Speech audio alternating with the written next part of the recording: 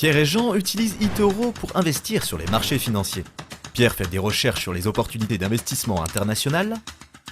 Jean fait des recherches pour savoir comment devenir sorcier de niveau 60. Pierre suit les flux d'actualité pour connaître les dernières infos du marché. Jean suit le flux d'actualité pour visionner les dernières vidéos de chats. Pierre dispose d'une liste de favoris pour les investissements prometteurs. Jean a également une liste de favoris. Alors comment se fait-il que Jean soit aussi bon investisseur que Pierre?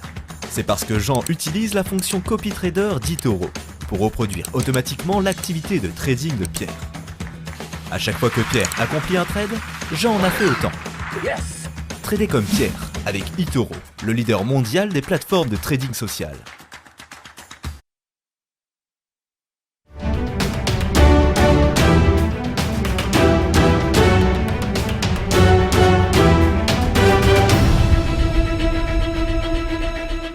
« 9h01 et vous êtes toujours en direct sur TV Finance. L'heure de prendre le pouls de la bourse à son ouverture avec Xavier Fenot, associé chez Interactive Trading. Bonjour Xavier.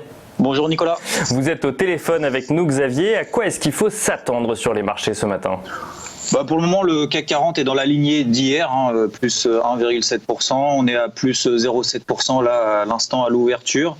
On est passé au-dessus de cette fameuse zone de résistance sous laquelle on échouait depuis 2 mois. Ça, tout le monde l'a vu. On s'est extrait par le haut de ce range-là, à l'image d'ailleurs de l'intégralité des indices un petit peu partout. Alors certains, encore une fois, surperforment par rapport à d'autres, c'est-à-dire qu'ils montent plus vite et d'autres sont un petit peu plus mous, voire toujours en range, comme par exemple l'indice espagnol.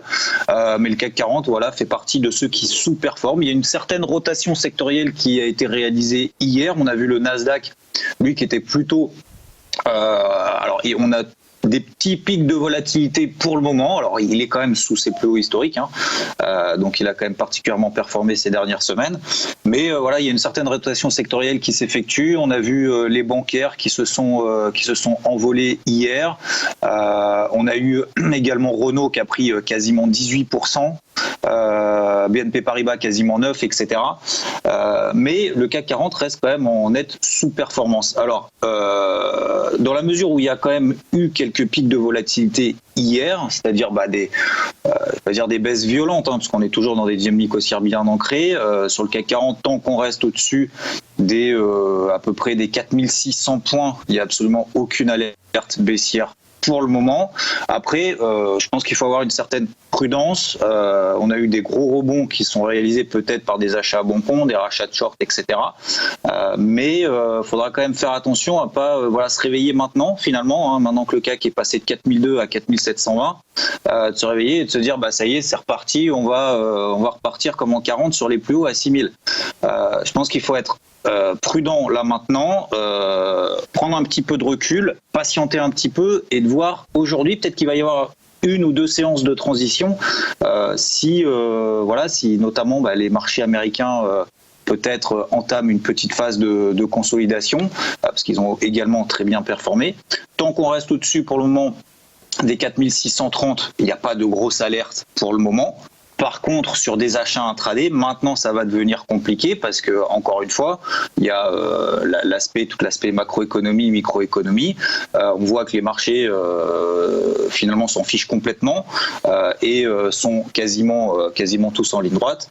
Pour autant, maintenant, on commence à arriver sur des zones de résistance. On a vu encore une fois des gros pics de volatilité hier en intraday, donc il n'y a pas d'alerte. C'est pas, faut pas s'exciter plus que ça.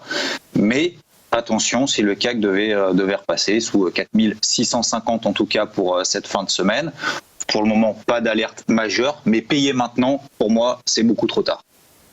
Merci beaucoup Xavier Fenot pour votre analyse. Xavier, je rappelle que vous êtes associé chez Interactive Trading.